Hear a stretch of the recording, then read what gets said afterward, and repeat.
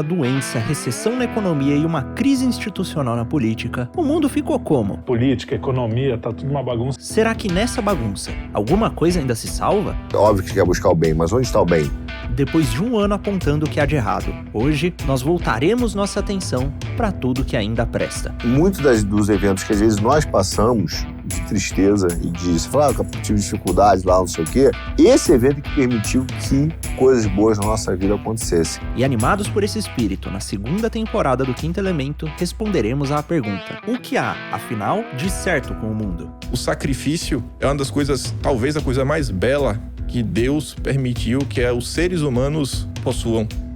Muito bem, estamos de volta para mais um Quinto Elemento, agora com um cenário novo, com as mesmas pessoas, né? Fazer o quê? Mas temos aqui, deixa eu apresentar primeiro, Luigi Marnoto. Aqui? Ali.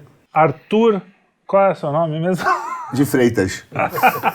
Arthur Machado, temos aqui. Carlos de Freitas. Opa! E hoje também temos um convidado muito especial. Convidado não, já é da casa. O nosso querido Kim Paim, diretamente da Austrália. Fala, Kim, tudo bem? Tudo beleza, senhores? Não vou... Tem que ser diferente, né? Não pode chegar com o mesmo bordão de sempre, né? Pois é. E aí, senhores? Boa noite, como estão? Estamos aqui para debatermos, ou, sei lá, conversarmos, né? Não sei como é que vocês vão conduzir isso daqui, esse esquema de reunião de pauta. Conversa de putiquinho não é, porque eu tô vendo aí umas, sei lá, isso é o quê? Uma chaleira? É uma jarra. Como é que chama isso daí? Chaleira, Kim. Não sei, pô. É como chama aí na Austrália. Eu boto Não, chá na... mas Só boto parece uma água chaleira fervendo mesmo. no chá, É um chaleirão. chaleirinho e tá pronto pra mim. Um bully. Esse livro aí eu não conheço, Faz não. bullying. Um bully. Não, Pronto. aqui não é conversa de boteco, porque tem o bully. O bully. Tem café no bully. Tem um Não livro tem nem também, café, né? água. Nunca vi água. O ninguém... orçamento tá curto. Nunca vi ninguém no boteco levar um livro. Que livro é esse aí? Só por via das dúvidas também? Você nunca ouviu falar, é um cara chamado William Shakespeare. Vou por minha causa. Esse é inglês ou português? É novo. Esse tá em original em grego. Muito bem. E quem que finge que lê esse livro aí? Todo mundo Todos aqui. nós. Não, o contra-regra que pôs aqui, a gente nem sabia que ia ver. Só porque o livro é grande, assim, é bonito, tem uma capa meio de couro. É meu. Ninguém Eu não li, leu, mas é ninguém meu. sabe de nada disso daí. Mas é isso, e aí? O que é que vocês mandam? Qual a boa da noite? A boa é a gente quer saber, Kim, o que há de certo no mundo. Jogar essa bola pra você aí. O ano passado a gente Nossa. falou o que há de errado. E aí a gente, esse ano, mais otimisticamente... Quer explorar? Nós tentamos explorar o ano passado o que há de errado, mas em um ano só é muito difícil. Mas a gente desistiu, né? Então vamos pro que interessa. O que há de certo com o mundo? Kim, você Mas começa, também é impossível, né? Em um único ano, falar sobre o que há de certo no mundo. Eu acho que tem muita coisa certa. Acho Você que, acha na verdade, eu acho de verdade, tem tanta coisa certa que se a gente for parar a pensar, a gente nunca para de falar do que é de certo. Eu acho que existe uma ressonância maior em assuntos ruins. Fofoca, polêmica, é o que vende. Todo quem não gosta de ouvir uma fofoquinha, quem não gosta de ouvir uma treta. Eu fiquei pensando aí, porque esse tema meio que foi proposto, né? Já tem uns dias. Fizeram essa pergunta. Nós falarmos o que é de certo do mundo, eu que abri uma reflexão aí para 2023. E aí, nos momentos de reflexão, normalmente jogando videogame, eu fico assim, olhando realmente, tem muita coisa de certo. Muita coisa de certo. E assim, a minha conclusão, pensando muito sobre isso, no final do dia, é que de onde vem o mal, é também de onde vem o maior dos bens, se dá pra falar desse jeito, que na maior parte do tempo é do ser humano. Se a gente olhar assim, tudo que está ao nosso redor, tudo que funciona, tudo que trouxe melhorias para a sociedade, vieram dos seres humanos, ao mesmo passo que todo esse caos, essa tensão, essas polêmicas que a gente vive no dia a dia, os problemas também vieram do ser humano. Então, o ser humano ele consegue ser algo sensacional de um lado e do outro lado consegue ser, né, uma coisa que desperta as piores emoções em outros indivíduos diante de suas ações. E aí eu lembro eu jogando videogame, eu questionava, né, assim, o próprio videogame olhar e falar, cara, olha como é engraçado assim as coisas, tudo, né? Até tem uma aula de Olavo que ele fala sobre isso, que é uma conversa que ele disse que um menino vai na casa de um amiguinho, né, acho que na Europa, não lembro onde era, e começa... E aí o pai de um perguntava o seguinte, vocês sabem como é que, acho que era o garfo era feito, ou o queijo era feito? E o cara começa a relatar todo um processo para mostrar quão complexa é a vida humana. E aí eu tava assim olhando, cara, qualquer coisa que a gente pega, eu tava com o controle na mão, eu olhava, cara, isso aqui é feito de plástico. E aí você só pensar no plástico, né, no molde, se montar o molde, através de uma injetora e tudo mais, você fala, cara, desde aquele processo de extração do petróleo, que envolve um maquinário absurdo, que foi desenvolvido ao longo de anos e anos e anos e décadas e séculos, até realmente a gente conseguir uma estrutura que a gente tem nos dias de hoje, nos moldes do dia de hoje, que a gente depende de diversas pessoas só para extrair. Depois da extração, vem todo o trabalho de logística, expedição. E aí o ser humano é fantástico também. Navios, aviões, carros, cada vez mais tecnológicos, né, mais desenvolvidos, que traz tanta comodidade para o dia a dia, até chegar na ponta da linha que faz isso, faz aquilo outro, transformações químicas, etc, tudo mais, você tem pronto, você forma um molde só da parte de plástico. E aí você vê assim, uma gama de pessoas que trabalham para gerar um mini produto que junto a outras indústrias, que sei lá, o cara às vezes produz o botão, outra parte que vai produzir um chip, outra parte que vai produzir uma bateria, outra parte que é especializada só em fabricação de fios. Não, vamos criar aqui um fio de cobre, etc, tudo mais. E aí junto você fala, cara, isso aqui é para montar um único controle. E você vê a capacidade que o ser humano tem de trabalhar em conjunto, de produzir coisas, e uma forma assim totalmente caótica. Porque o cara que está lá extraindo petróleo, está na ponta da linha, às vezes operando a máquina, apertando os botões, ele sequer sabe o funcionamento da máquina, que ele sabe assim, não, se você apertar esse botão, faz isso. Se apertar aquele outro botão, faz aquilo outro. Mas se a máquina quebrar, ele não sabe consertar, na maior parte do tempo. Você já precisa de outras pessoas, que essas outras pessoas, às vezes, não sabem nada sobre o petróleo, sobre a extração de petróleo e tudo mais, não sabe nada sobre logística, não sabe nada sobre o gerenciamento fiscal da empresa, que é uma coisa assim, você fala, cara, é um negócio que é totalmente caótico, que você tenta entender. Um único processo, às vezes, leva toda uma vida, toda uma eternidade. E você vê, bicho, olha, as coisas no final do dia funcionam. Pessoas de locais diferentes, descentralizados, sacrificam o seu tempo, né? Sacrificam o seu tempo, se dedicam, etc, tudo mais. E no final do dia produzem coisas para a melhoria de toda uma sociedade.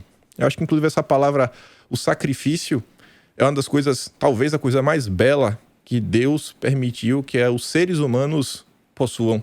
Eu, sei lá, achei que a gente olha para a natureza, deve ter algum caso onde a mãe protege o filhote e tudo mais. Só que eu acho que isso passa muito mais por um instinto. Se a gente olhar a própria Bíblia, né, a própria história do cristianismo, eu acho que tudo passa em torno do sacrifício. E, pelo menos para mim, e quando eu olho até as artes, tanto ocidentais quanto as orientais, eu gosto muito de animes, eu acho que assim que sempre o clímax é o sacrifício máximo. Não precisa necessariamente entregar a vida, mas aquele momento, sei lá, a gente pega uma Olimpíadas, uma Copa do Mundo, etc. Aquele momento que, sei lá, até qualquer criança na rua já brincou no passado, sabe como é? Você tá extremamente cansado e, sei lá, o cara chuta a bola, você vê a bola subindo, você fala, cara, eu tô morto, mas é o último momento, é a chance de fazer o gol, é o último sprint, é a última corrida, você corre, você vai, você faz, você tá completamente cansado, você tira forças, às vezes você não sabe de onde, e você faz o que, sei lá, diversas pessoas falavam que era impossível. Quando você olha, obviamente, um atleta é muito mais complexo, né? São anos e anos e anos de dedicação, de trabalho, e é dor no ombro, é dor no joelho, e é lesão, e é uma dieta regrada, é uma vida de cachorro, e apanha. Atletas profissionais ainda sofrem por parte, às vezes, de críticas dos próprios torcedores, imprensa, família, etc, tudo mais, e aí o cara entrega alguma coisa. E isso, sei lá, só falando a nível de esporte. Você olha também questão de tudo na vida, né? O sacrifício que o ser humano tem, e que traz diversas melhorias. Então, assim, se a gente for falar o que há de bom no mundo, tem tanta coisa, né? Tanta coisa. Acho que o ser humano, ele tem muito... O que você começou, muito bom, eu acho muitas que coisas boas para fornecer. É bom, o que há de certo e o que há de errado no mundo é uma coisa só, o ser humano. O ser humano que foi colocado aqui por Deus. Pode ser ruim, como a gente falou no ano passado, e pode ser bom pra caramba, como você está falando aqui. Sim. Justamente quando a gente entende esse sacrifício, né? Esse legado que a gente tem, né, que ele falou, que você pega essa cena aqui, imagina a quantidade de sacrifício empregado para que isso pudesse acontecer, né, ao longo de séculos, a filosofia por trás disso, né, para a gente chegar aqui. O Aristóteles lá, 2.500 anos, falando, não, o homem é racional. Por que ele é racional? Porque ele tem inteligência, ele tem vontade, a inteligência percebe o bem, e a vontade busca praticar o bem, né, e aí vai, ao longo disso, vem Cristo, né? A igreja se apropria desse legado filosófico grego, cria outra coisa mais bonita ainda, né? Então é isso aí, acho que o caminho que ele abriu é... Nossos ancestrais também, os portugueses, imagina aí, hoje em dia, é fácil falar assim, vocês estão em São Paulo, é fácil para vocês falar, não, vou sair de São Paulo, vou ir morar no interior. É fácil, vou morar na Amazônia, vou pro meio do mato. Lá ninguém vai te encher o saco. Ninguém vai te encher o saco, se tu for realmente pro meio do mato. Não, mas ninguém tem bastante mosquito para encher o saco ali. Mas tu for um ser humano, não vai te encher o saco. É fácil fazer isso? Agora imagina o cara sair da Europa, ainda que ele saiba que o Brasil existe. Quanto tempo não leva uma viagem dessa? Sem nada. Imagina a comida. Não era muito segura. Vou pescar um peixe. Pesca aí, come aí um peixe. Vamos ver se é simples. Não, a comida é uma coisa interessante, né? Porque a gente hoje sai, vai no supermercado, faz uma compra para uma semana, um mês, às vezes, e pronto. Pô, um cara, não na época dos portugueses, mas antes disso, nós humanos, a aventura humana já aconteceu de todo dia você, putz, preciso almoçar, você tem que sair para caçar alguma coisa, aí preciso jantar, precisa sair para... a gente reclama de descer o elevador, andar 2 quadras para ir no supermercado. Aí você fala, cara... O quanto a gente reclama de coisas... Isso é importante, eu acho, a gente falar aqui. E eu tava falando... A gente tava brincando aqui no começo que, é difícil falar o que é bom, porque tá tudo, né, complicado, a política, a economia, tá tudo uma bagunça. Mas, na verdade, o que a gente tem que lembrar é o quanto a gente tem de coisas que a gente não percebe. Porque quando tá bom, você abre a torneira, já tem água, aquilo já não é mais uma coisa, nossa, não te deixa maravilhado mais. Mas era para ter. Era para você estar maravilhado todo dia por abrir a torneira e sair água, né? Isso a gente está falando só de coisas materiais, né? Sem contar todos os dons espirituais que a gente tem. Mas você sabe, cara, que claro que a gente começou aqui falando de muita coisa que remete a, né, materialismo, utilitarismo, humanismo, que a gente criticou pra caramba no último ano. Então remete sem postar. Quer dizer, tem coisas boas ali. Mas eu acho que essa insatisfação, que foi um pouco... talvez marcado do ano passado, essa insatisfação, talvez não, eu creio que é uma coisa que está certa no mundo. Porque você só consegue protestar, só consegue reclamar, não que é diferente de reclamar da chatice, mas consegue mostrar que tem uma insatisfação com as coisas se você tem um padrão. Que você está dizendo, cara, não é o padrão. E aí eu acho que a gente consegue hoje perceber, que eu acho que é legal no mundo, separar as coisas da essência das coisas. Não que falou, o cara lá, até me lembrou de, quando ele falou da questão do petróleo, o cara apertando os botões, não sabe como é que funciona, mais ou menos eu com a máquina de lavar, né? Isso aí, que bom que alguém inventou isso. Alguém inventou aquilo, né? Eu com o celular. Mas de qualquer forma, consigo separar a roupa colorida da preta, imagina? Mas hoje tem uma discussão que é legal, quer dizer, seria aparentemente bom, mas talvez até meio bobo. O cara olhar assim, que bom que tem um ar-condicionado, nossa, que máximo, meio indígena isso, né? Que bom que tem um ar-condicionado. É ótimo, que bom que tem um ar-condicionado. Mas acho que a humanidade está começando a separar a coisa da essência das coisas. E isso é uma crítica boa, porque ela está dizendo, cara, assim, tudo bem, ótimo, que bom que tem isso, mas a gente está... essa satisfação mostra uma vontade de buscar um aspecto, talvez, de utilização das coisas para o seu fim último, que é uma coisa legal. Mas essa insatisfação é a própria história do homem, né? Sim, é a aventura. A aventura humana é justamente essa. Como é que eu vou dar mais conforto? Como é que eu vou conseguir me estabelecer nesse mundo que é hostil, totalmente hostil, né? É o que a gente fala, fica no meio do mato durante uma semana. É a história que o Janjão conta, né? Do chinês. Joga um chinês na Amazônia e joga um chinês no centro de São Paulo. No centro de São Paulo ele toma uma dedada aqui, outra ali, e daqui a pouco já está vendendo pastel. Na Amazônia não dura 3 dias. Né? Não, dura 1 hora. Dura 3 horas. Mas não sei se foi o cerne, porque você teve assim, tem um momento que teve curiosidade, o cara teve contemplação, o cara... eu acho que a marca da insatisfação, ela vem... É muito, muito forte, claro, que a gente está vivendo hoje. Né? Mais do que a curiosidade. Quando eu entrei na faculdade, por exemplo, engenharia, eu entrei pela curiosidade. Vamos fazer engenharia, descobrir algumas coisas que funcionam e tal. Hoje não. Hoje você vai em satisfação, você fala por que elas pararam de funcionar. Então é bom, eu não acho ruim essa questão. O Sócrates, quando chama as pessoas lá na Ágora, ele vai falar sobre isso. Fala, cara, vocês não estão vendo a verdade. Vocês estão vendo a aparência da verdade. Né? Essa insatisfação está no coração humano, que aí a gente pode expandir isso.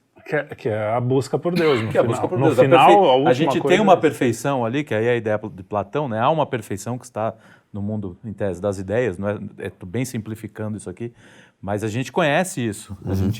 A gente esqueceu, né? Seria a aletheia, eu diria, o esquecimento. Mas a gente sabe o que é. Por isso que a gente não consegue se satisfazer com nada que é terreno, né? Mas você me fez ter um insight agora, porque quando você fala assim, a gente está insatisfeito, reclamando muito esses últimos anos, principalmente, porque se você comparar com os anos 90, por exemplo, que a gente reclamava bem menos, o mundo parecia tão mais resolvido, vamos dizer assim. A gente, a não ser a esquerda que sempre reclama e tal, mas em geral, o homem médio de classe média brasileiro, assim, não estava muito, tá tudo mais ou menos, mas está bem. De repente, o mundo, a gente olha hoje tanto, e a gente falou muito disso esse ano, tanto das coisas muito ruins, dessa loucura que aconteceu com os wokes, com a esquerda, não sei o que lá, e esquece que tem um outro lado, que somos nós, e como nós, existem milhões de pessoas no mundo inteiro, que está reagindo a isso. É que a gente sempre olha o cara que está maluco. Sim. E esquece de olhar que junto com a gente, quantas... a gente não tem o poder midiático, a gente não tem... Poder, eles né? têm esse poder. Agora, em quantidade mesmo, eu tenho quase certeza, eu acho que eu posso afirmar categoricamente até, que a gente é a maioria. As pessoas lúcidas, as pessoas que têm contato com a realidade são a maioria. A famosa maioria silenciosa, né? Quer dizer, porque o cara também está tocando a vida, né? Tem mais o que fazer do que ficar reclamando. Mas é bom. Esse ponto aí eu acho que precisa de umas divisões. Eu acho que tem o seguinte, se você olhar para a maioria, eu acho que a maioria ainda é lúcida. Eu acho que a maioria ainda tem uma lucidez. Sim. Mas dos lúcidos, os que estão assim de olhos abertos e realmente entendendo e tentando ser um agente de mudança, eu acho que é uma parcela muito pequena. Sim. Eu ainda acho que é uma parcela muito pequena, que realmente está olhando as coisas, acompanha, fala, o mundo está mudando, ele está percebendo, né? Ele está olhando algumas coisas, ele começa a olhar alguns eventos não apenas numa ótica local, ele já começa a tentar pegar elementos assim internacionais, juntar as coisas, né, um conjunto de forças. Agora sim, por mais que eu ainda não acho que esse grupo seja um grupo grande, eu também olho isso com bons olhos, porque se a gente compara o estado das coisas hoje, o nível da discussão pública de diversos temas, e a gente comparar aí com a década de 90, aí você vê que realmente tem um abismo, né, um crescimento assim exponencial. É um crescimento exponencial.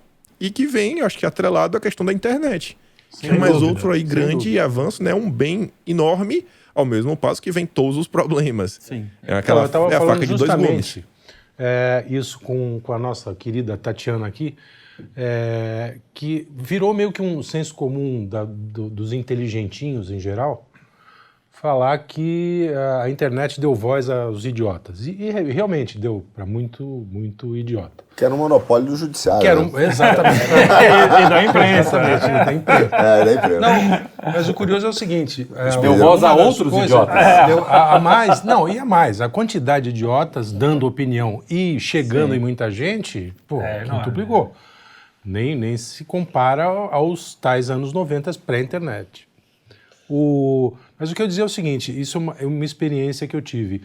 A gente estava habituado com informações vindas da metrópole, né? Quer dizer, nós somos cosmopolitas. Então a gente olhava o Brasil profundo com um certo desprezo.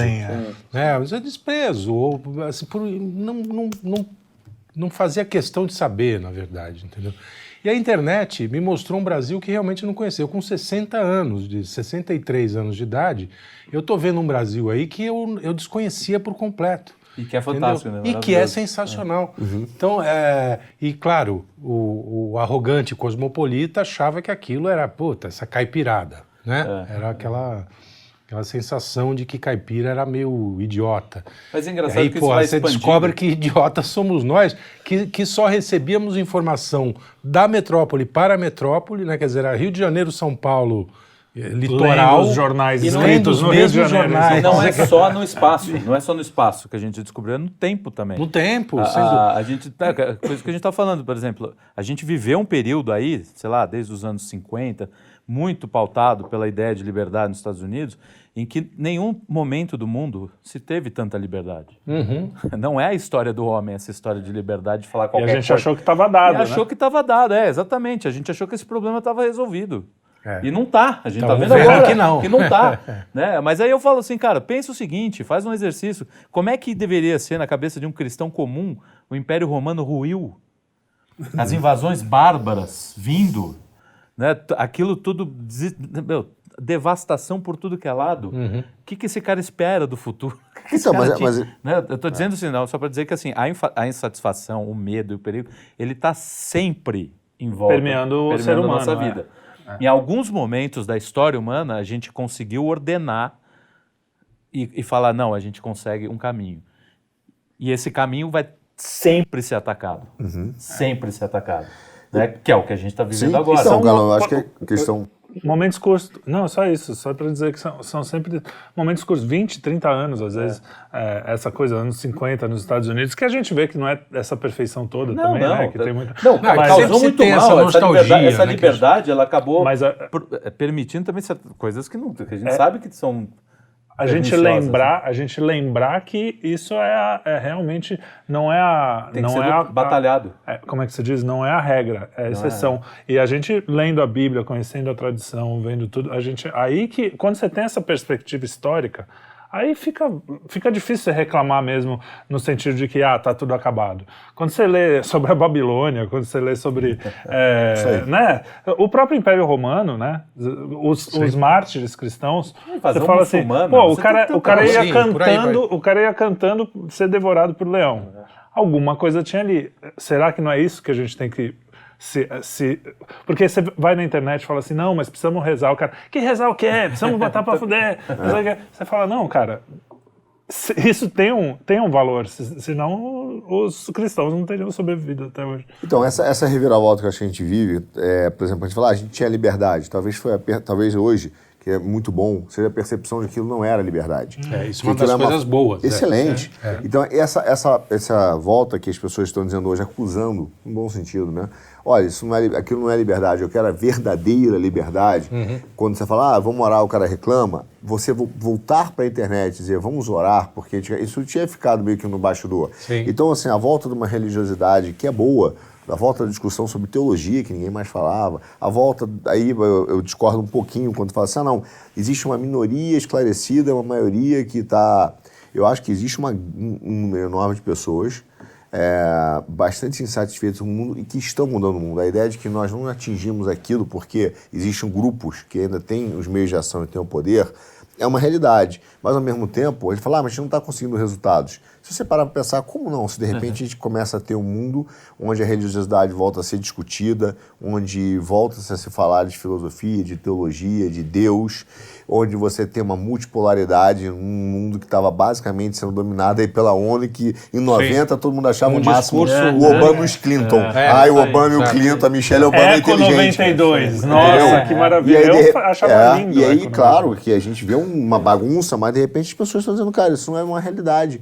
E essa insatisfação, essa tensão é muito boa, porque eu vejo, cara, a gente está voltando a acusações, no bom sentido, de que aquilo era uma grande ficção. Sim. E a tensão é a palavra aí, né? A palavra cristã, na verdade, que é o que começou toda essa conversa. Você pode ser um santo ou você pode ser o pior cara do mundo. Todo ser humano tem essa capacidade. Todo ser humano. A gente... O que a gente escolha, né? O que a gente vai buscar é que vai fazer a diferença. Então, se você falar, o mundo tá horrível, mas você mesmo não tá fazendo porra nenhuma, você é o problema. O problema começa em você. Mas é claro que assim, cara, irmão, a gente confunde a nova direção que essa massa gigante quer ter, porque existem divergências, e é natural, né? É um movimento recente. Mas você olha assim, cara, estamos num mundo multipolar, num mundo em que o cara vira e fala assim, essa parada de ser woke nos Estados Unidos, eu não estou animado com isso. E eu prefiro não ser.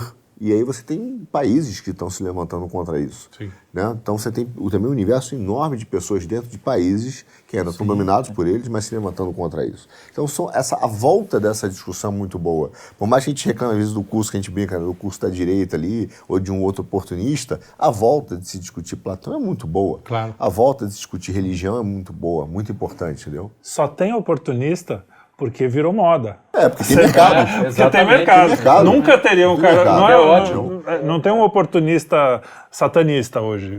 Porque tem um monte de satanismo, mas não é chique. Agora, falar que é de direita virou... Tem um hype, né? Tem um...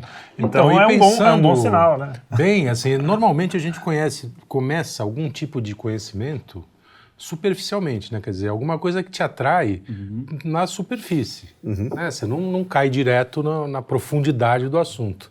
Então, isso é interessante. Quer dizer, o fato de virar moda à direita, de virar uma espécie de contracultura, né? Contra o establishment. Mostra que já tem uma estrutura montada. Tem uma ali, estrutura, exatamente. Né? Ó, isso aqui é legal. E aí tem uns que vão ficar na superfície e outros que vão se aprofundar, vão estudar, enfim. Aí, como aconteceu com a esquerda, pode acontecer com a direita. Não são também grandes movimentos intelectuais, né? Estamos falando de coisas da exato, defesa do dia a dia. Exato. Por mais que...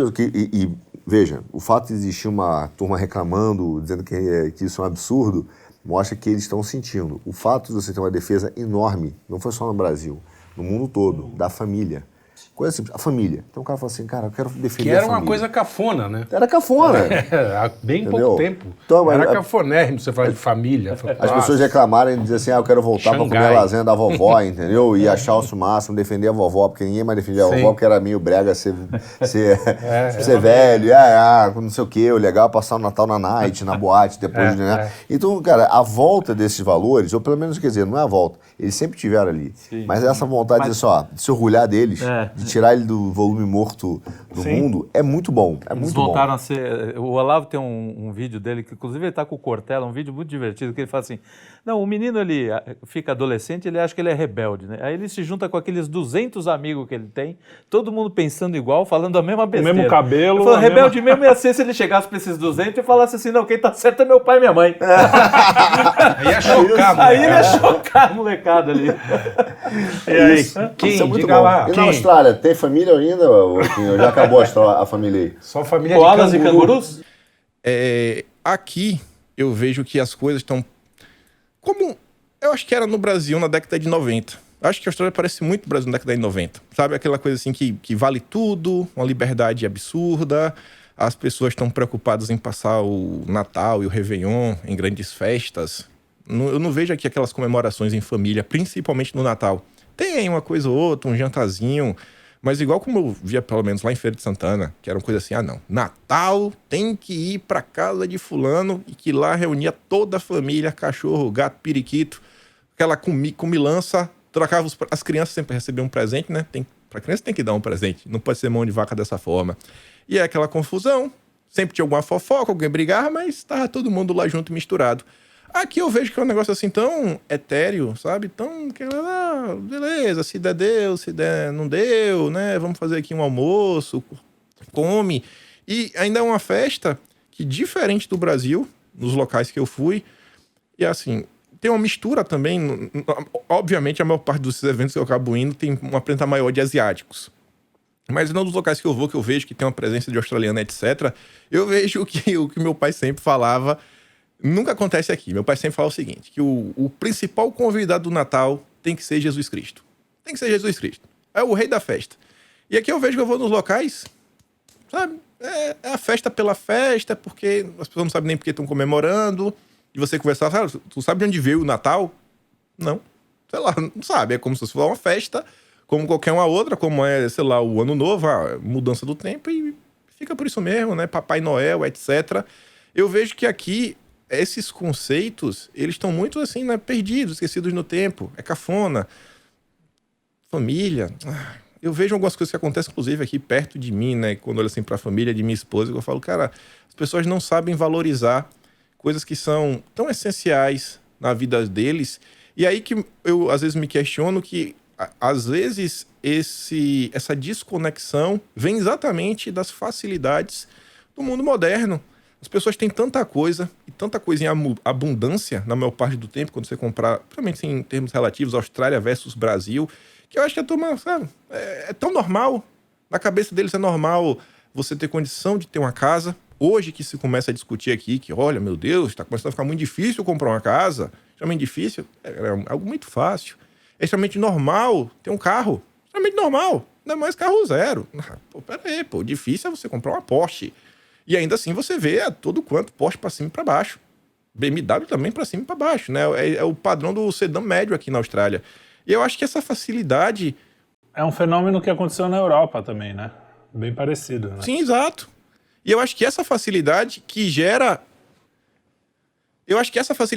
turma woke. Porque o que eu vejo é o seguinte, principalmente assim, o jovem australiano, quando ele sai do país, que está tudo, em tese, em termos de bens materiais resolvidos, uma facilidade dele perseguir os sonhos de vida dele, ir para a faculdade, etc., está bem resolvido. Quando ele sai daqui e vai fazer uma viagem em Bali, e aí quando ele vê pela primeira vez que pobre existe, primeira vez que ele vê que pessoas realmente...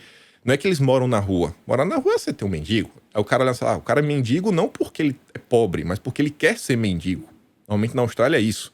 Só que quando ele vai no país e fala, cara, a galera que não é mendiga porque é vagabundo, porque quer ser, etc. Não, o cara é mendigo porque realmente as coisas estão difíceis. Aí o cara fala, bicho, olha a condição de vida que a pessoa mora. Meu Deus do céu. Cara, que absurdo isso aqui. A galera não tá conseguindo comprar comida. E eu acho que isso meio que choca eles. E aí desperta. Temos que fazer alguma coisa pelo planeta. Temos que ajudar as pessoas, etc. Tudo mais. E aí, na maior parte do tempo, cai na conversa mole, das ONGs, etc. E tudo mais. Tanto que você caminha nas ruas aqui, tem diversas pessoas que o trabalho delas eles têm um tabletzinho, eles sempre trabalham para algum tipo de ONG e tenta... Não, você não quer contribuir aqui com 5, 10 dólares por mês para essa causa, etc. Uma vez a turma da WWF me abordou, eu parei para conversar. Não, porque o Brasil, a gente ajuda o Brasil, eu não sabia que era brasileiro. Eu comecei a perguntar. Você vê que não sabia nada. Sabia nada. Falei, então onde é que fica isso aqui? Onde é que fica aquilo outro? Cara, esse problema que tu tá falando não existe. Quando você confronta ele, você vê que é só assim, para pegar aqui os bocozinhos que acha que, estou salvando o planeta. Mas no fim do dia... lembrando que o sentimento de compaixão com quem está na miséria não é errado, né? Não, claro. É genuíno, mas agora o remédio que eles aplicam é que está errado. O problema é a superficialidade disso. Sim. Quer dizer, parecer ser empático, né? Quer dizer, eu preciso mostrar para o mundo que eu sou empático, que eu sou um cara muito bom, embora resolvido, né? Com todos os meus problemas materiais resolvidos. Então, acho que isso é um problema. Eu ia falar outra coisa, não me lembro. Fala. Não, até eu vejo assim que a gente tem coisas que são cíclicas e tem coisas que existem em tempos diferentes. Até o tempo da eternidade, tempo do que é profano, do que é sagrado. Esses movimentos, eles não deixam... obviamente não temos que criticar, mas eles não são necessariamente ruins no sentido... É isso que era meu ponto. Então, até para te dar uma força. Sim. Existe ONG interessante, que trabalha direito. Ou não, quer dizer, já que a gente está falando do lado do que há de certo... Sim. Não, existe ONG que trabalha direito. E que merece existir, quer dizer, é bom que exista. Então, a pergunta é essa. Eu ia falar outra coisa, mas vou botar um parênteses aqui. Eu estava conversando com o nosso produtor outro dia de uma Red Pill que é violenta. Que é o seguinte, quando você fala do pecado original, qual é o pecado original? Desobediência. Não, mas em relação ao quê? Você queria o quê? Quando comeu maçã, o que o diabo te oferece? Querer ser como Deus. O que significa? É que vocês não lêem a Bíblia, eu vou ajudar. Eu adoro esses caras que querem falar alguma coisa e ficam fazendo perguntas. Não, então desculpa, você não é Bíblia, pensei que você soubesse. Pensei que você soubesse, mas desculpa. O que é você saber o bem e o mal. A gente olha pro mal. Mas não sabia. Vai saber o bem ou o mal? A gente sabe. A gente sabe. Então, mas olha só com a Red Pill. A gente olha muito pro mal e esquece que saber o bem também é um pecado. Deus está dizendo saber o bem e o mal. Porque nosso ponto é conhecer a vontade de Deus. Quando você tenta diferenciar até o que é o bem, então você vai dizer, eu sou... E existem várias passagens na Bíblia, né, sobre isso, assim, quando Deus vira e fala assim, que a sua mão direita não saiba o que a sua mão esquerda faz. Sim. Ele não está dizendo para um fariseu ali, não ficar falando em público que ele é bom, Porque isso já era óbvio. Sim. O fariseu em si já sabia disso. Bandeira da sua... Que fase boba é essa? O que é não saber a sua mão direita, não saber o que a sua mão esquerda faz? É você não se reconhecer a si próprio como um cara quando faz uma bondade. Nossa, eu fiz uma bondade. Entende? Outro exemplo bíblico é quando Deus lá falou, olha, vocês à direita, tal, vocês à esquerda, vocês à esquerda vão pro inferno, tal. Porque ele fala, mas por quê? Porque eu bati na sua casa, você não me alimentou, não sei o quê. E você? Aí eles perguntam, mas quando nós fizemos isso? Quando? Quer dizer, as pessoas fizeram isso porque é uma forma meio que eu não estou fazendo bem, eu estou fazendo aquilo que eu tenho que fazer. É o natural. Então, quando a gente fala da ONG ser boa, quer dizer, não é que tem coisas boas de ser ONG, tem, mas não necessariamente o bem nesse sentido, mas não era o que eu ia falar, era só um parênteses disso. Que eu ia dizer o seguinte, essa questão da sacralidade do tempo, quando o cara está lá dizendo, eu não quero mais a família, eles já estão procurando a ONG, estão formando os woke, no final das contas, tem um lado que é o seguinte, cara, ele está procurando isso porque eles estão tentando encontrar uma resposta, eles estão vendo que a resposta inicial era vazia. Então, assim, você tinha uma resposta muito materialista nos anos 90, que era... Ter a vida resolvida já não é a resposta, né? Não é a resposta. Materialmente. Né? Era ostentação. Não só eu tenho a vida resolvida, mas eu tenho uma resolvida demais. Eu tenho uma BMW, teve uma época que você tem o computador, aí tira onda, tem um notebook celular aqui do lado, o relógio Rolex, o cartão American Express Black. Aí, de repente, o cara fala assim, cara, não resolveu. E aí voltou um lado hoje que ostentar é resolver ser humilde. Começa, eu ando de tênis, eu não tenho mais o Rolex. Vira uma ostentação. A ostentação da virtude. Não, mas não é ruim, porque o cara está buscando, ele já reconheceu que existe um problema. Buscar uma solução, mesmo que ela ainda seja errada, ela tem um lado bom, que é reconhecer a existência de um problema. Ele ainda não acordou para a realidade, mas ele já jogou fora. Acordou o walking, cuidado. Awake, não awake. Mas ele começou a reconhecer pelo menos o seguinte, cara, aquela ostentação não funciona mais. O mundo hoje diminui a sua ostentação do que foi nos anos 90, entendeu? Que o cara queria mostrar. Então, assim, teu Porsche, não que não tenha ostentação ainda, tem uns caras que param de Porsche, mas isso tem diminuído, entendeu? Aí o cara fala, porque eu sou o fenômeno do Uber e tal, onde Uber é cool de andar de Uber pra juventude. Tem um lado que é legal. Entendeu? Então, assim, cara, ostentar, a grana em si não resolve. O problema é o substituto que ele coloca no lugar. Ele vai continuar querendo ostentar, mas ele está querendo ostentar agora de uma forma... Isso daí... Mas está procurando. Está procurando, Essa bom. Essa questão que tu tá pontuando aí, eu achei interessante. E conforme tu foi falando aí, algumas coisas foram meio conectando na minha cabeça. Essa questão de você falar assim, o bem e o mal. Você não focar nisso, mas às vezes focar em, tentar entender qual é a vontade de Deus. Isso é um tema bem interessante. Teve um curso que eu fiz, que eu acho que foi um dos melhores, e às vezes assim, até é engraçado, porque muito se fala, por exemplo, de Olavo de Carvalho. Muito se fala. E o que se fala sobre Olavo, na maior parte do tempo, são postagens de Twitter, postagens de Facebook. Agora, assim, o que ele realmente tentou se propor a ensinar, etc., enquanto professor filósofo, a galera dificilmente discute. Tem um curso dele que se chama Conhecimento e Imortalidade da Alma. Mais ou menos assim. Eu não estou enganado no título. A consciência da imortalidade. Isso, consciência da imortalidade da alma. E aí ele fala sobre algumas perspectivas, que são de visões de entendimento assim, da vida humana, né, do ser humano, assim, o eu presencial, onde fica assim, uma janela muito daquele momento, assim, eu estou com fome. É uma coisa que é muito momentânea. É aquela parcela assim, de tempo muito pequenininha. Depois você teria o eu presencial, o eu social, que seria os ciclos da vida. Por exemplo, o Arthur na época da faculdade, Kim na época da escola. Tem um início, meio e fim. E aí você... Às vezes vem muito desses eventos, e aí que veio esse insight que você estava falando, Arthur, que é o seguinte, tem muita coisa que a gente para e pensa o seguinte, isso aqui foi horrível. Minha namorada terminou comigo. Foi injusto, ela foi mal comigo, etc. E aí você fala, se eu pudesse voltar no tempo, tudo estaria resolvido. Só que você não pode voltar no tempo e o tempo passa. E depois que o tempo passa, e aí você vai elencando esses microciclos, né, sociais, faculdade, depois escola, universidade, vida, pai, trabalho, etc. Você vai botando assim em escala, você vê que aquele evento lá atrás que foi ruim, ao longo do tempo, na verdade, ele foi bom, porque você vê, cara, realmente não tinha uma compatibilidade, acabei conhecendo uma pessoa muito melhor, aquela insatisfação me abriu, sei lá, às vezes uma tristeza que eu me descobri, assim, sei lá, ouvindo músicas que eu tinha uma aptidão para arte, virei um artista e consegui, às vezes, causar um bem no mundo. Então, isso acho que, inclusive, assim, você vê o mundo em si, ele tem muita coisa boa. A forma como Deus construiu o mundo, essa impossibilidade de até voltar no tempo, você vê que a própria física fala que você pode, em tese, avançar no tempo, mas você não poderia voltar no tempo. Você pode até meio que fazer o tempo passar mais devagar, em teses assim, relativas, mas voltar no tempo isso não existe, é como se fosse uma impossibilidade. E essa é uma das belezas da vida. E ainda você pega assim, a questão da arte, falar o que há de bom no mundo, você vê a possibilidade que hoje o ser humano tem da transmissão de conteúdo, né, de experiências de vida através da arte, seja em livro. Eu acho que principalmente esse livro, você contar uma história, o cara olha, o cara reflete sobre alguma coisa, sei lá, você pega a própria Bíblia, né, capacidade imensa de mudar vidas.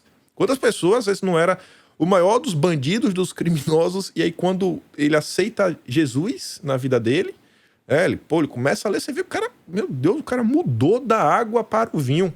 E aí trazer para o mundo moderno, tem uma série que eu conheci já velho, eu acho talvez a série mais fantástica já criada aí para o mundo dos jogos, que é a série Zelda. Um dos jogos é o Zelda Majora's Mask. É uma mecânica totalmente diferente e que eu acho que é muito aplicável e que ela me gerou uma reflexão de vida que tem a ver com essa questão de você não poder manipular o tempo e o que seria o bem e o que é o mal. E você vê assim essas impossibilidades, quando você coloca isso em ciclos, de microciclos na sua vida, você junta, que é o seguinte: nesse jogo você está preso em um ciclo temporal de 3 dias, que você tem que meio que, o objetivo final é você impedir que a cidade seja destruída, é você conseguir romper esse ciclo. Só que o que acontece? É um mundo, você vai passeando pelo mundo, e aí para você conseguir meio que derrotar o grande inimigo, você precisa pegar a máscara do Majoras. É mais ou menos isso, uma história bem simples. Só que aí, por exemplo, você segue primeiro um caminho, que é meio que numa floresta, aí você salva um macaquinho, etc, aí você consegue um determinado item que te permite ir para outro local. E que esse outro local vai depois te dar um item que você consegue derreter o gelo. E toda vez que você volta no tempo, você consegue manter meio que esses itens. Só que aí o que vai acontecendo? Você está sempre naqueles 3 dias. No final do jogo, quando você sai desse ciclo temporal, você só consegue escolher uma mini linha do tempo. Você sabe o seguinte, se eu vim por aqui, beleza. Agora o macaquinho, que foi preso injustamente, e todas as histórias são tristes. O macaquinho foi preso injustamente, eu não vou poder salvar ele. Eu até posso. Eu posso gastar parte do tempo para salvar o macaquinho. Mas eu não vou conseguir salvar o ataque que teve na fazenda das meninas que perderam os pais. Tem umas órfãos que tem uma fazendinha de leite. Eu não vou conseguir ajudar elas. Se eu não conseguir... talvez eu consiga fazer esses 2. Mas tem o caso do menino que recebeu uma maldição, que na verdade era um cara que virou uma criança, e por causa disso o casamento dele não ocorreu. Eu podia também resolver isso daqui. E no final do dia você vê que você não consegue resolver tudo. Ainda que você pudesse voltar no tempo, que tem uma limitação física. Então, assim, quando você vê, você poderia fazer diversos bens. Mas independente do bem que você faça, em determinado momento, o tal mal irá vencer. Então, se você deixa de lado entender o que seria o bem, vai entender, beleza. E o mal vai existir. O mal tá aí, o bem também tá aí. Muita coisa... E nada que acontece nesse mundo, ele acontece dissociado da vontade de Deus. Deus sabe tudo que está acontecendo. Então, quando a gente, às vezes, até esquece essa questão do bem, do mal, etc., então, qual é a vontade de Deus? Principalmente, qual é o projeto que Deus tem para a minha vida? E a gente começa a focar nisso, a gente vai ter lá, pelo menos tentar um caminho que lá na frente eu tenho certeza que vai fazer sentido. Porque o mal vai existir. Você não vai ter nunca essa possibilidade. Tô achando vocês meio relativistas aí. Há uma relação entre arte e religião, até um cruzamento entre arte e religião, né? Que é até você pode fazer uma simbologia da cruz, né? A religião, ela te aponta para cima e a arte te amplia o horizonte, te aponta para o lado. Então, assim, o mundo foi criado por Deus e ele é maravilhoso porque foi criado por Deus. Você está aqui neste momento porque ele sabia que era aqui. Então não adianta você olhar e falar assim, nossa, eu se vivesse lá nos anos 40, ia me divertir muito. Diz... Não ia, porque Deus sabe que lá você só faz... Você não prestava para aquele tempo, meu amigo. O tempo que você presta é agora, é esse aqui. Como diz o Pedro, a gente está no melhor lugar, no melhor tempo para salvar a alma. Pra Deus salvar coloca a alma, a gente sempre exatamente. E a arte é justamente esse reconhecimento dessa beleza que Deus colocou, e o reconhecimento da pequenez, da maravilha que é essa pequenez que nós somos. Por isso que os grandes artistas, eles recortam um pequenino uma fração muito pequena da realidade e transforma aquilo numa história maravilhosa, belíssima, num quadro que você olha e fala, cara, eu estou enxergando minha vida aqui, eu estou vendo minha alma, eu estou reconhecendo o que eu sou, né? Num livro, numa música. Na Pietà, que é que é uma obra parada, pela metade, né? Ainda nem tá toda pronta, enfim. Mas ela é bela justamente porque ela tá daquele jeito, entendeu? A beleza dela é plena. E não é uma beleza fofinha, né? Não, tipo, é a mãe nada. Carregando o filho no braço. Não, é trágico. Muito da beleza, você pega os grandes quadros dos renascentistas, os caras estão mostrando cenas cruéis, a crucificação. Tudo aquilo te eleva. Sim. Tudo aquilo mesmo te leva. Medievo, Bosch, Você né, sai aquela... da sua pequenez, da sua mesquinharia e olha e fala, caramba, que mundo que Deus criou. Sim, isso é... Eu não acho que é relativismo não, cara. Porque a ideia é assim, que existe o bom absoluto e a gente possa alcançá-lo. Não foi isso que eu falei. O que eu quero dizer é assim, a gente não pode não pensar no bem e no mal. A gente tem que buscar sempre o bem. Se a gente pode buscar o bem, não achar que a gente é o fodão por isso. Mas a gente tem que buscar. Então, mas eu estava dizendo que o bem absoluto, o bem verdadeiro é a vontade de Deus e o próprio Deus, entendeu? Sim. Por isso que a gente busca a perfeição em Cristo, entendeu? A caminho de Cristo, mudar as estruturas do pensamento. E isso é bonito, sabe? Porque não é que... Óbvio que quer buscar o bem, mas onde está o bem? Se você buscar o bem no seu próprio julgamento, a gente vira um iluminista. Se você botar o bem no seu próprio julgamento, você vira uma autorreferência. Mas o bem é a revolta, é essa coisa de você querer saber o bem e o mal. Na sua própria referência. Mas o bem é buscar viver conforme os 10 mandamentos. Então, aí é vontade de Deus. É justamente aquilo que também... Sim, se você quiser criar um bem acima... A partir de si, sim. A gente viu o resultado disso. Toda vez exatamente. O bem a partir de si só causa mal. Deus tem que estar... Deus e os mandamentos que... Né, mas eu disse isso para dizer o seguinte, esses movimentos, às vezes, que a gente está vendo metade da história, a gente está vendo metade da história, está dizendo assim, esses wonks e tal. Mas talvez exatamente esse movimento hoje, que pareça, ditatorial, todos os problemas que ele tem, é exatamente essa maldade deles, esse esvaziamento de vida, tudo isso, que vai chegar algum momento que esses caras vão olhar e falar assim, cara, isso aqui é a ausência total do propósito. E ele, de novo, é mais uma onda de uma busca de uma alienação que o cara não vai encontrar resposta. Porque ele está buscando no lugar errado. Não vai preencher. Aí ele vai ser levado a buscar uma outra resposta. E aí é o tempo de Deus, porque isso demora. Isso. E alguns serão salvos, não vão encontrar. Pode ser que ele não encontre. Né? Exato. Entendeu? Então, assim, é normal na história. Quer dizer, a ideia hoje da Austrália tá lá no momento, cara, que tá buscando a família, que é utilitário, não sei o quê. Que, cara, é legal, porque significa que em algum momento vai chegar num vazio tão grande daquele continente que eles serão de novo evangelizados, que eles serão de novo buscarão... Quem está lá para isso. Está lá para isso. Então, você vê o que a galera mesmo diz, que é a doença do século, né? É bom. As doenças do século são essa doença psicológica. Essa afeta a alma, é espiritual. Esses ciclos, você vê a Europa, a gente estava falando da Europa.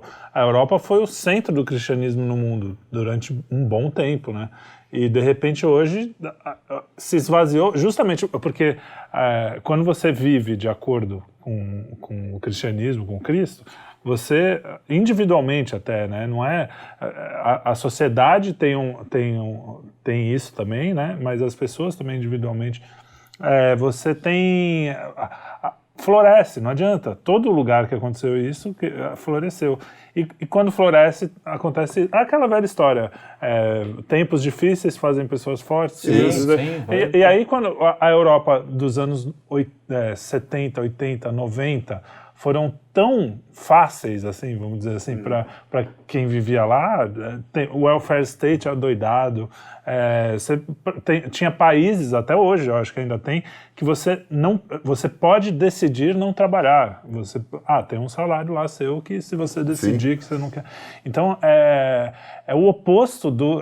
se você pegar Caim e Abel, já explica isso. Não adianta você ficar lá pegando frutinha e você tem que fazer sacrifício. Esse é o sacrifício. Se você não fizer sacrifício, cara, não vai dar muito certo. E é o que está acontecendo.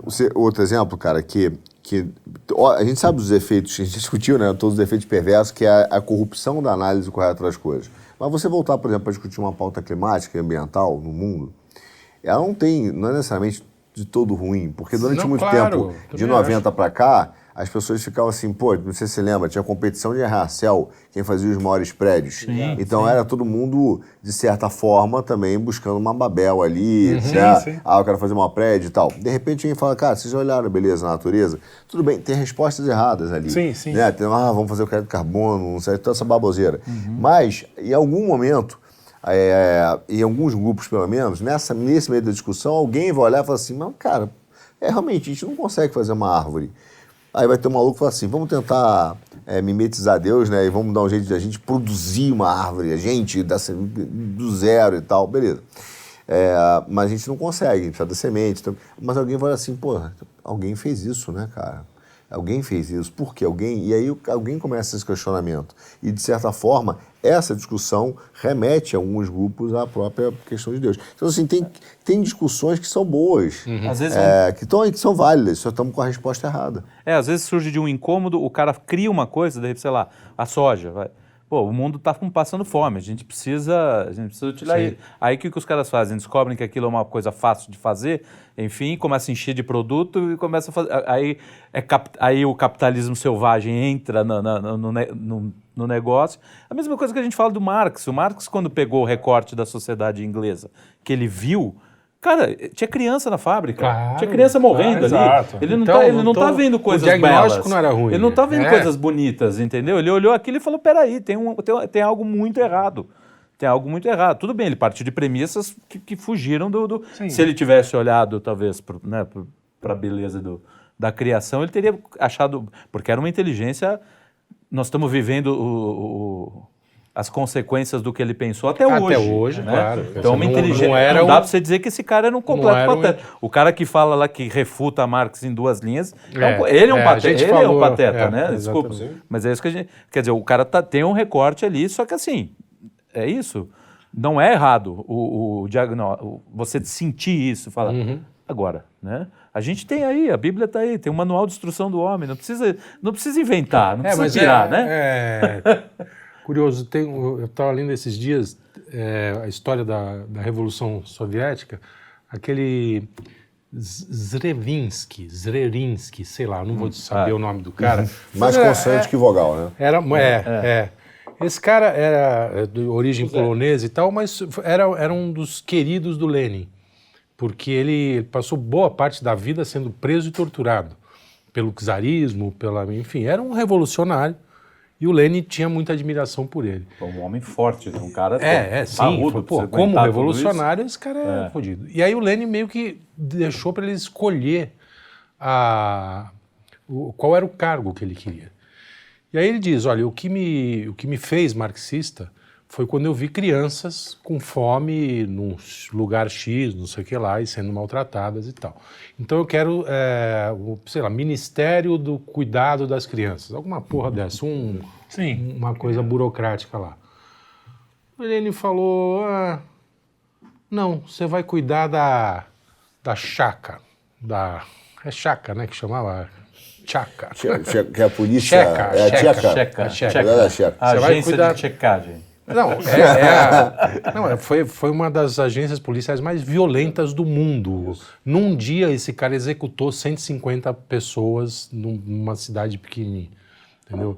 O cara virou um demônio. E ele era todo empático, né? Falou assim, e claro, ele estava trabalhando para o bem maior, para a revolução. Então aí a gente chega aonde eu queria chegar. O mundo é um vale de lágrimas, nós sabemos disso. O mundo não é para ser perfeito. O maior problema do mundo, que quando a gente falou que há de errado, sempre está ligado às pessoas quererem consertar um mundo que é imperfeito, certo? Que é decaído. E que, tornarem ele perfeito. O que há de bom no mundo, a gente pode começar olhando, assim, bom, isso que a gente está passando, todos esses problemas que a gente está vendo, são parte de um mundo decaído. E o que a gente pode fazer para melhorar é ser um pouquinho melhor com os nossos próximos. Até aí eu entro na coisa, algumas ONGs, como por exemplo, aquela coisa de vocês darem comida pro pessoal.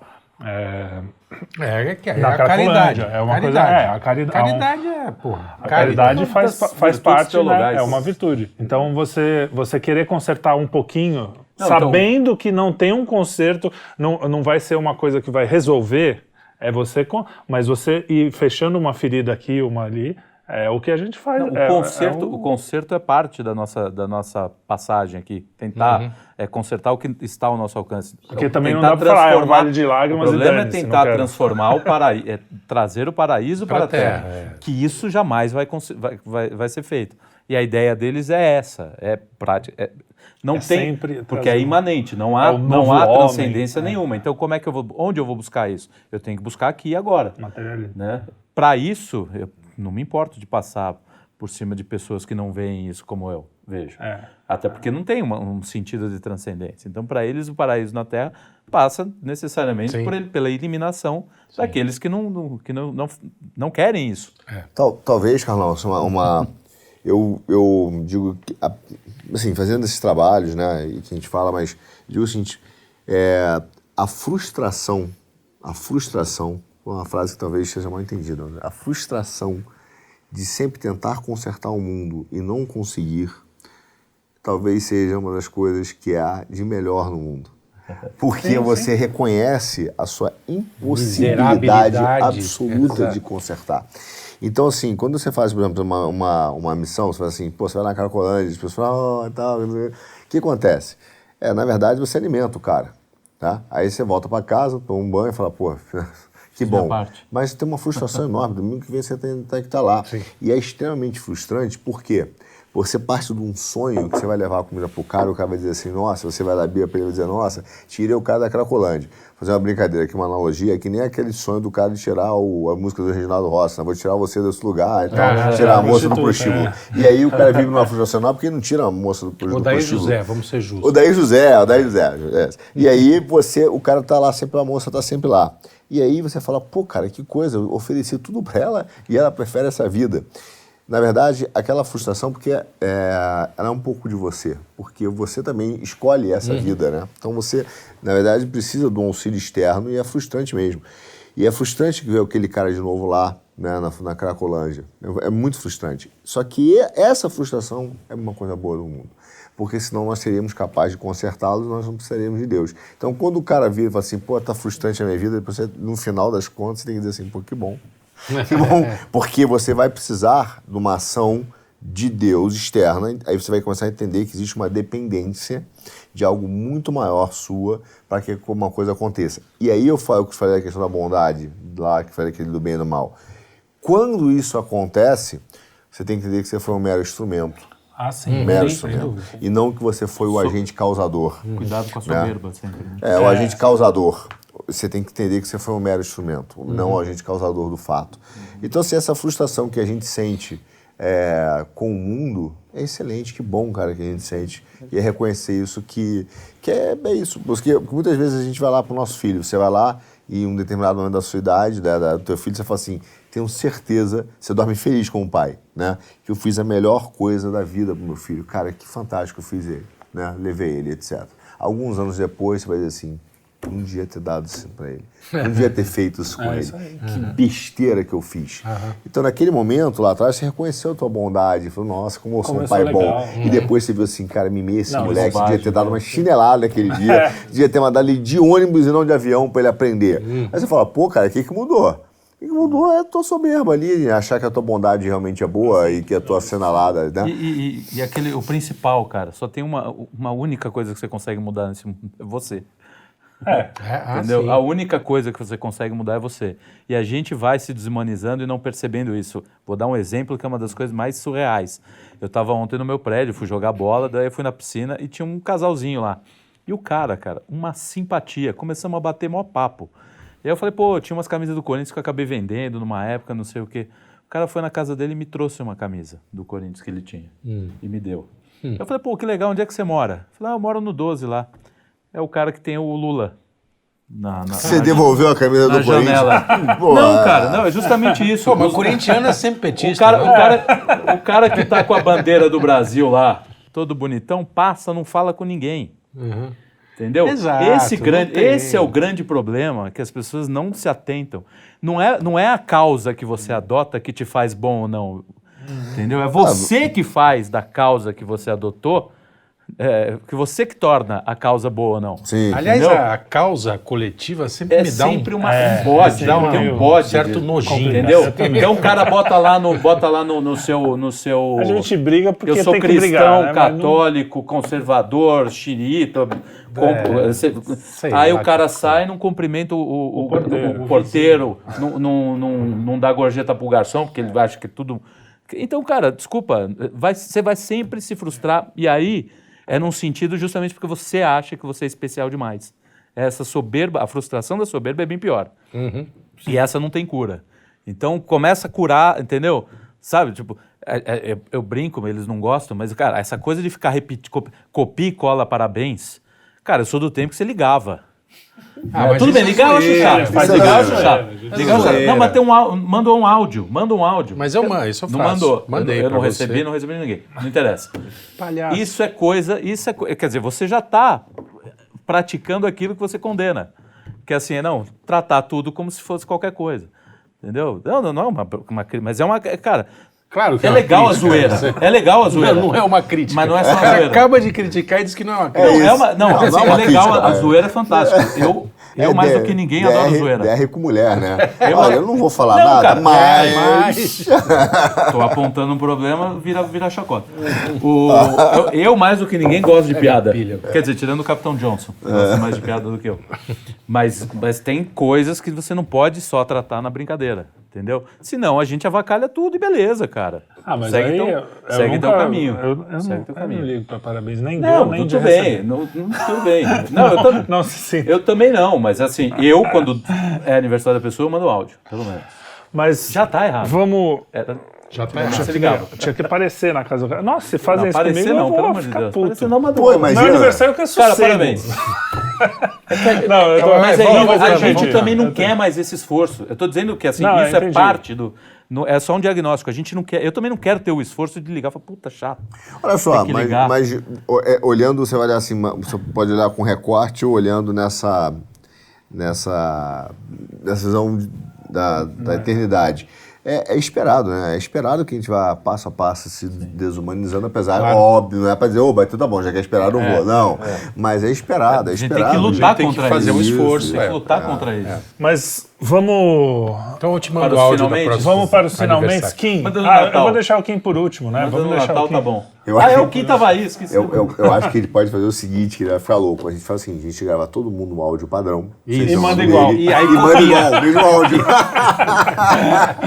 Ele vai receber o áudio do jeito que ele queria. Ó. Tudo igual. Vai, eu quero terminar. Ronaldo. Como eu tenho terminado sempre, esse ano eu não vou mais ser o host, que nem no ano passado. Por que isso? Eu não gostava muito disso, porque eu acho que nós todos somos. Mas quem vai ser? Não, agora é todo mundo. Então Agora eu vou ser é o hostess. primeiro. Eu vou primeiro. A moça que vai ficar aqui, ela vai ser... Eu vou ser o primeiro a concluir aqui a minha parte, tá bom? Eu queria concluir contando uma história pessoal, assim, a minha conversão, que eu já falei algumas vezes, mas foi um exemplo claro do que a gente precisa fazer para conseguir olhar o mundo. Eu acho que a gente está precisando, nós da direita, Minha principalmente conversão depois é de que um a gente ano, precisa fazer, você entendeu? Né? depois desse ano, é um exemplo do que a gente precisa. Depois desse ano complicado, tal, né, nós conservadores, a gente perdeu muitas batalhas. A gente, para mim mesmo é difícil fazer isso que eu vou pedir para todo mundo fazer, mas a gente acaba ficando meio ranzinza, né, reclamando. E essa coisa também é pecado, né?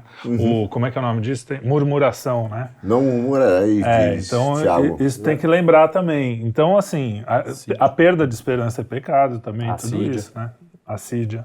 Então, assim, a minha conversão, o primeiro sinal que eu recebi de Deus, assim, o primeiro que eu percebi, né? Porque sinal a gente recebe Desde que nasceu. tô respirando, já dá pra ver. Mas a primeira vez que eu fui à igreja, né? Fui numa capelinha, tava meio triste, não acreditava, não era não conseguia acreditar, queria muito, mas não conseguia. E fui numa capelinha. Cheguei lá na capela num dia que estava tudo errado, estava bem, me separando, sem dinheiro, a panela estava numa situação péssima, foi a primeira vez que a panela teve uma crise de verdade. E aí eu cheguei na igreja e comecei a rezar, assim, bater um papo, né? Não foi... Rezei até um Pai Nosso e uma Ave Maria, porque era o que eu sabia. E aí comecei a falar, pô, Deus, me ajuda, eu quero acreditar. Né? E o primeiro sinal que eu tive foi uma sensação absurda, parece que deu um clique, assim, e que eu comecei a ver tudo na minha vida que estava bom. Num momento que eu estava achando tudo uma merda. E era a mesma vida, a mesma pessoa no mesmo lugar, não mudou nada na minha vida. Não teve uma ligação e falou, você ganhou na loteria. Não teve uma... Era a mesma vida. E pedindo, né, por ter pedido, Deus me mostrou, assim, um dia, em segundos, ele falou, olha aí o que você tem de bom. Comecei a pensar em toda a minha vida, tudo que tinha de bom. O pai... meu pai, um pai maravilhoso. Meu pai, pô, pronto. Já acabou, não precisa mais nada. O cara vai ficar deprimido agora. Não, nesse momento... Estava indo tão bem, a contar uma história tão bonita. Nesse momento, o Luigi entra com uma placa, eu já sabia. Quando ele chegou em casa, ele falou, eu sei, eu estou aqui. Vem, dá um beijo no papai. Eu tive muita sorte com o pai, né? Enfim, deixa isso para depois. Deixa isso pro psiquiatra. Mas aí, qual é o recado que eu quero deixar, assim, no finalmente? O que há de certo no mundo? Tem muita coisa certa que você não está vendo, que nenhum de nós, e eu mesmo, todo dia tenho que lembrar disso. E aí é aquela coisa bem poliana, né? O Pozonoff escreveu um negócio na Gazeta do Povo que chama O que há de certo com o mundo. Também pensando nessas mesmas coisas que nós. E é isso, cara, a gente está respirando, a gente está vivo. Enquanto você estiver respirando, o Solzhenitsyn é a prova disso. O cara estava num campo de concentração, no Gulag, e o cara praticamente mostrou para o Ocidente o que era o comunismo. Sozinho, na memória. Então, enquanto você estiver respirando, enquanto você estiver vivo, você ainda pode fazer toda a diferença no mundo. Então, a gente precisa lembrar disso todo dia. Não é fácil, especialmente quando as coisas estão difíceis, mas o mundo é bom. O mundo é mais bom do que ruim, até, eu ouso dizer. Mas a gente é que tem dificuldade de enxergar. Muito bom. Quer que eu vá? Vou dar meu conselho para as pessoas. Eu até falando assim, eu achei um livro dele, do Solzhenitsyn. Eu não conhecia. Você conhece o Pavilhão dos Cancerosos, viu? Sim. É bom? Não conhecia. Eu comprei um sebo. É uma alegoria aí ao mundo comunista. É ficção. É ficção também. É ficção. Por isso que eu achei isso. Tinha um lag. Também é ficção. É ficção. O que eu diria é o seguinte, coisa essencial para a personalidade humana, e a partir da personalidade humana você quer esse exemplo, por exemplo, o que o Olavo fez? O Olavo mostrou que pela força da sua personalidade ele conseguiu abrir um caminho aí, né? Nem todos nós vamos ter essa força. Não é esperado eu nem tenho de essa ninguém pretensão, isso. imagina. Mas tenha isso em mente o seguinte, da seguinte maneira, não se leve muito a sério, mas leve os outros muito a sério. Entendeu? Porque os outros vão acreditar em você. Se você for rude, filha da puta com eles, desculpa o termo, mas assim, eles vão sentir, né? Mas você não pode se sentir assim quando os outros são assim com você, entendeu? Isso aí. Eu sei, parece, mas acho que é uma chave de você entender o seguinte, cara, os outros são importantes, você não. É isso aí. Isso é um inferno clássico. não são os outros. O inferno é você mesmo. Imbecil falar. Isso aí é engraçado, porque muitas vezes a gente magoa pessoas ou causa coisas assim, e você fala, caramba, mas não foi mesmo. Eu só tava de mau humor e me mandei um... Cara, tem que tomar... Realmente, é isso aí. Esqueci de mandar um áudio no aniversário. Eu acho que a gente aqui pode gravar, já falei, grava, fala com o nosso grava e já fica eterno. Tô tentando humanizar vocês, eu li muito mais literatura, ou seja, eu tô muito mais humanizado, né, pra falar de novo que é de bom. Então, a literatura humaniza, meu. E eu tô falando em código mesmo, né? Como um grande escritor que sou. Grande, não escritor. Você ia falar? Eu ia falar, eu vou ser breve, eu não tenho essa pretensão de transformar. Eu acho que a gente se transforma sempre. Quando está com amigos, quando eu estou cozinhando e as pessoas gostam do que eu Para mim isso já é o suficiente, é um ponto de transformação, entendeu? Eu acho sempre um milagre, todo dia a gente está junto. Desculpa, hein? Vê que idiotice. Mulherzinha. Deu uma rabinada aqui. Rabinho. Rolou um rabinho. Rabinho aqui. Mas mas é isso, eu acho isso milagroso. Eu acho de conhecer o Kim, conhecer ter encontrado, vocês, né? Esse caminho que se juntou. Eu acho isso. E graças àquela coisa que a gente isso sempre... é de bom, o que há de bom. Graças a uma coisa que a gente vive reclamando, que é a internet. Não fosse isso, não estaríamos aqui sentados hoje. Claro. Não só pelo fato da gente estar transmitindo pela internet, mas da gente se conhecer mesmo. Sim. Cara, Deus é a internet.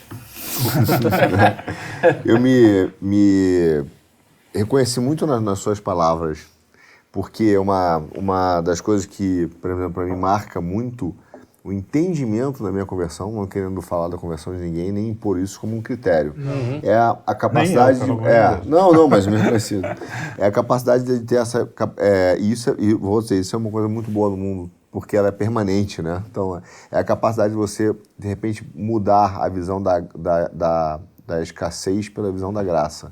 Então, não aquilo que te falta, mas, cara, começar a reconhecer as coisas que você tem. Parece clichêzão, né? Mas reconhecer, você olha as coisas que você tem. Então, você muda essa capacidade de visão. Às vezes o clichê é bom, viu, cara? O clichê não é à toa que ele é um clichê. Nem sempre. O chavão é ruim, o clichê pode ser bom. E o que a gente falou do entendimento, às vezes as pessoas falam assim, mas a minha vida tá frustrante, mas tá triste, mas veja, não estão... Nem todo mundo ainda conhece Cristo, nossa, nem todo mundo conhece, né? Então que ele destrui a família, e você olha todas essas tensões, mas ao mesmo tempo, o que acontece?